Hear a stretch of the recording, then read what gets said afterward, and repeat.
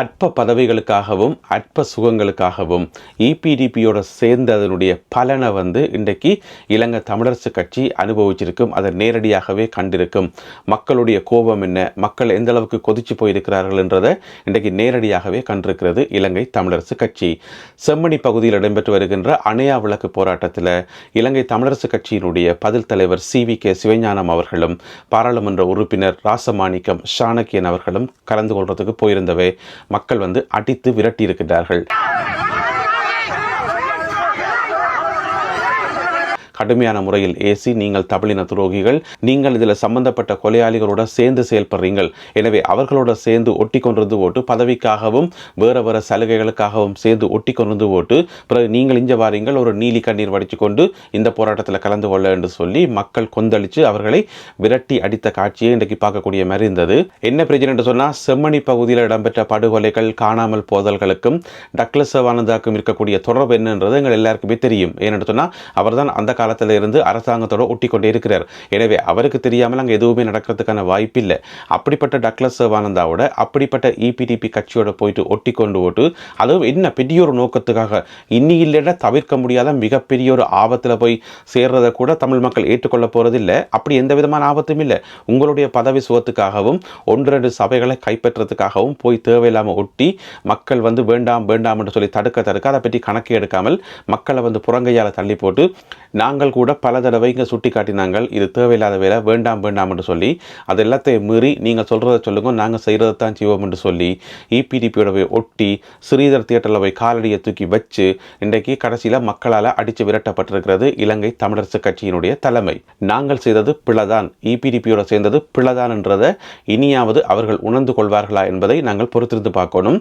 என்ன பிரச்சனைன்னு சொன்னால், எந்த மக்களுக்காக நீங்கள் அரசியல் செய்கிறீங்களோ அந்த மக்களுடைய கருத்தை உங்களால் உள்வாங்க முடியலை, அவர்களுடைய உணர்வுகளுக்கு மதிப்பு கொடுக்க உங்களால் முடியலைன்னு சொன்னால், பிறகு எப்படி நீங்கள் அதே மக்களுக்கு அரசியல் செய்வீங்கள்? எப்படி அந்த மக்களுக்கு தலைமை தாங்க முடியும்?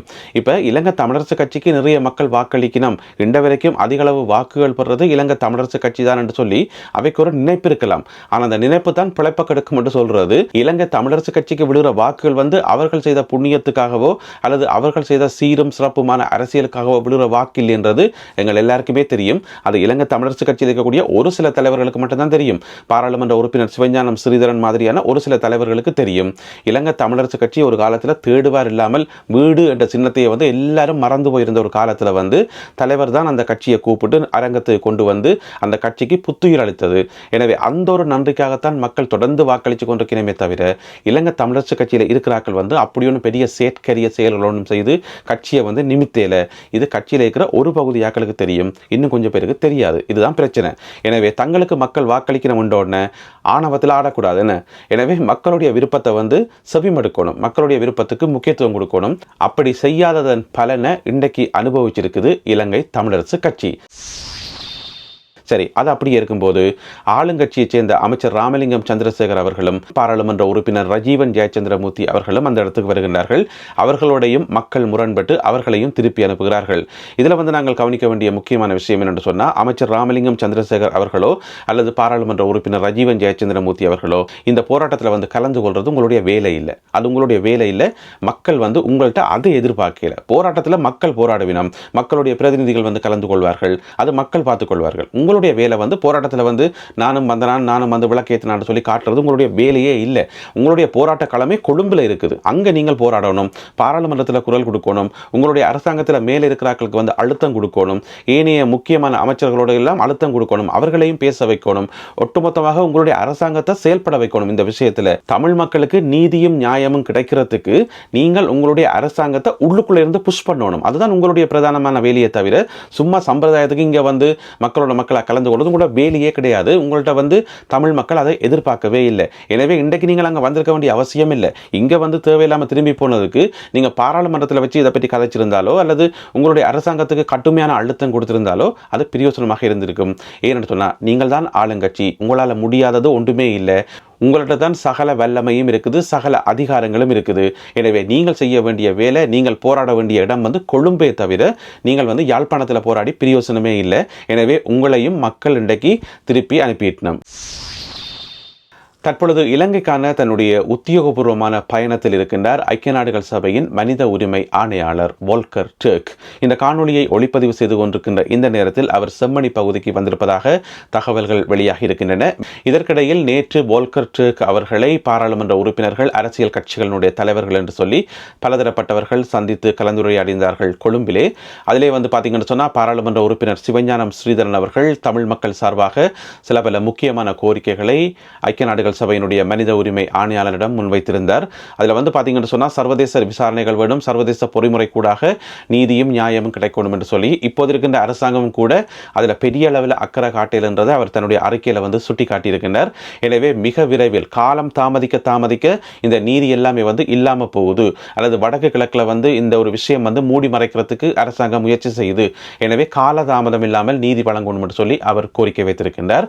அதே வேளையில் மருத்துவரும் பாராளுமன்ற உறுப்பினருமாகிய அர்ச்சுனா ராமநாதன் அவர்களும் அவருக்கு கிடைத்த மிக சொற்பமான ஒரு நேரத்தில் மிக அதிரடியான கருத்துக்களை கூறி சொல்ல வேண்டிய எல்லாவற்றையும் மளமளன்று சொல்லியிருக்கின்றார்.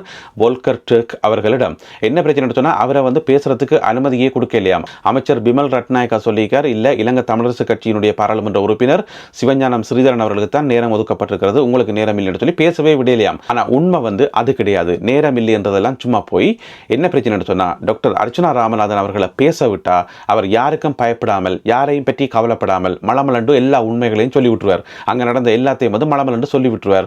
எனவே அவரை பேச விடாமல் தடுப்போம் என்று சொல்லி பிளான் பண்ணித்தான் நேரம் இல்லை என்று சொல்லியிருக்கிறோம்.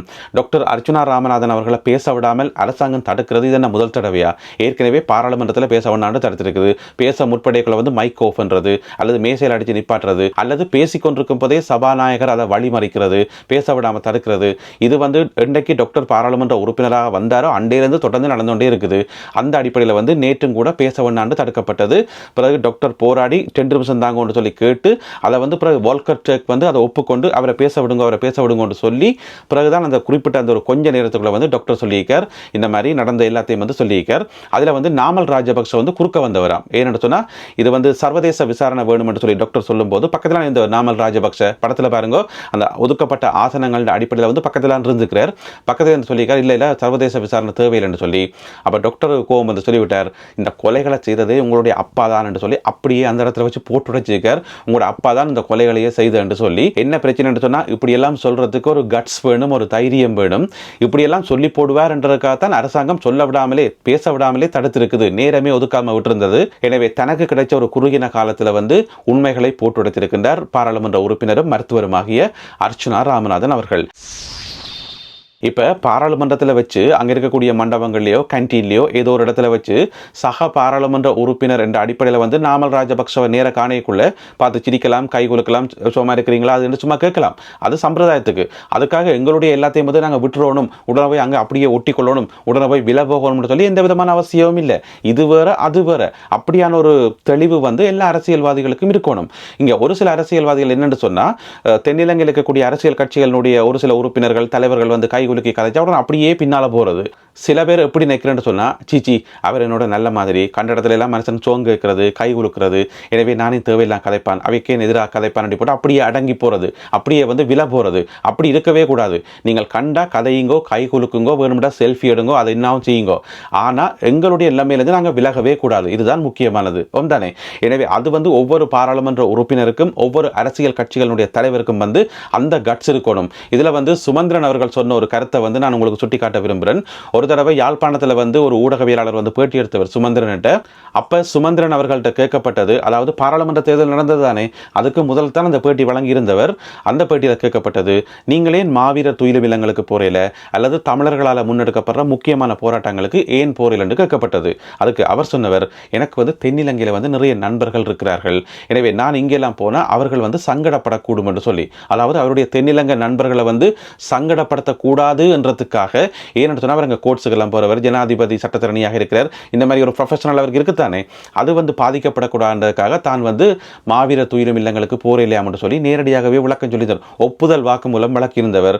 எனவே ஒரு அரசியல் கட்சியினுடைய தலைவர் எப்படி இருக்கக்கூடாதுன்றதுக்கு அவர் ஒரு சிறந்த உதாரணம். அப்படியெல்லாம் விலை போகணும் அவசியம் இல்லை தானே. எனவே ஒரு அரசியல் கட்சியினுடைய தலைவருக்கு மக்களுக்கு தலைமை தாங்கிற ஒரு ஆளுக்கு அடிப்படையில் ஒரு கட்ஸ் இருக்கணும், ஒரு தைரியம் இருக்கணும். மக்கள் பார்த்து கொண்டு தான் இருப்பார்கள், யார் யார் எப்படி நடந்து கொள்கிறார்கள், யாருக்கு எவ்வளவு தைரியம் இருக்குது, யார் எந்த கருத்தை வந்து துணிச்சலாக சொல்கின்றார்கள் என்று சொல்லி மக்கள் எல்லாவற்றையும் அவதானித்துக் கொண்டிருப்பார்கள் என்றது மட்டும் மறக்க முடியாத உண்மை. அந்த வகையில் நாமல் ராஜபக்ஷவை பக்கத்தில் வச்சுக்கொண்டே டாக்டர் அர்ச்சுனா ராமநாதன் அவர்கள் உங்களோட அப்பா தான் அந்த கொலையாளி என்று சொன்னது வந்து அவர்தான் எல்லாத்துக்கும் காரணம் என்று சொன்னது உண்மையிலேயே தைரியமானதும் பாராட்டப்பட வேண்டியதுமான ஒரு விடயமாகும். மீண்டும் மற்றும் ஒரு காணொளியில் உங்கள் அனைவரையும் சந்திக்கின்றேன். அதுவரை நன்றி, வணக்கம்.